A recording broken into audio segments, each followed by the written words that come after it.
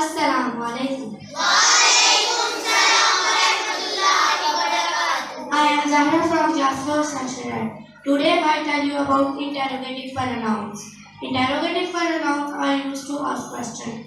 The words which, whose, whom and what are interrogative pronouns. Now my co-partners tell us some examples of interrogative pronouns. Dash is playing cricket.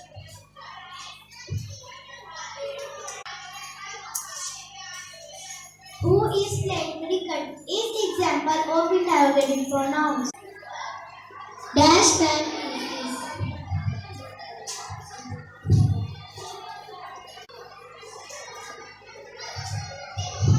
Whose bag is this is example of interrogative pronoun. Dash is your name.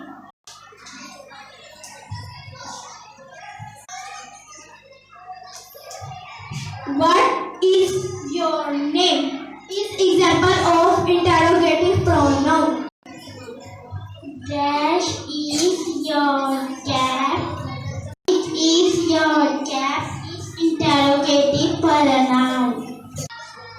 Dash do you like?